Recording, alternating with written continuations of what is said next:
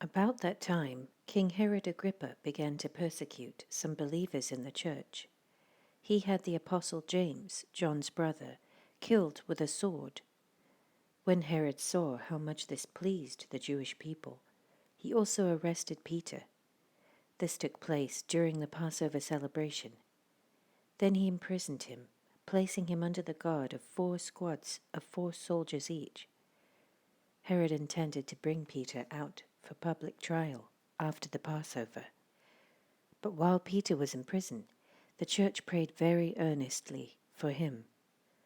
The night before Peter was to be placed on trial, he was asleep, fastened with 2 chains between 2 soldiers. Others stood guard at the prison gate. Suddenly there was a bright light in the cell, and an angel of the Lord stood before Peter.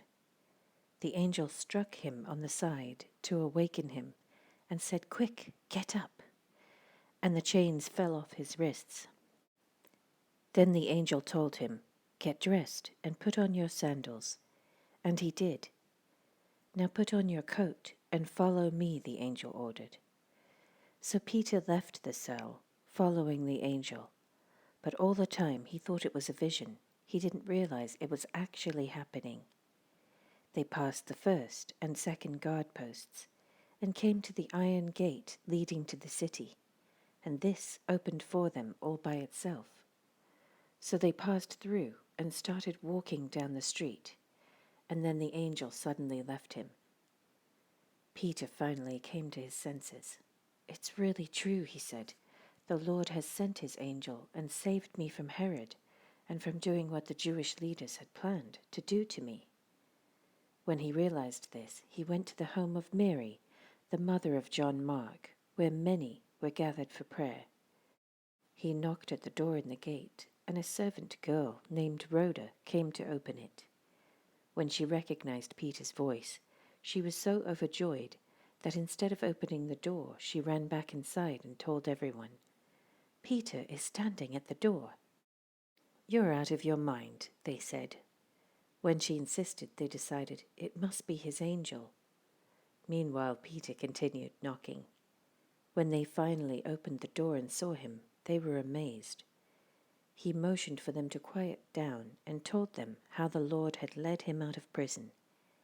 "Tell James and the other brothers what happened," he said, and then he went to another place. At dawn, there was a great commotion among the soldiers about what had happened to Peter. Herod Agrippa ordered a thorough search for him. When he couldn't be found, Herod interrogated the guards and sentenced them to death. Afterward, Herod left Judea to stay in Caesarea for a while. Now Herod was very angry with the people of Tyre and Sidon, so they sent a delegation to make peace with him, because their cities were dependent upon Herod's country for food. The delegates won the support of Blastus, Herod's personal assistant, and an appointment with Herod was granted. When the day arrived, Herod put on his royal robes, sat on his throne, and made a speech to them. The people gave him a great ovation, shouting, "It's the voice of a god, not of a man." Instantly, an angel of the Lord struck Herod with a sickness, because he accepted the people's worship instead of giving the glory to God. So he was consumed with worms and died.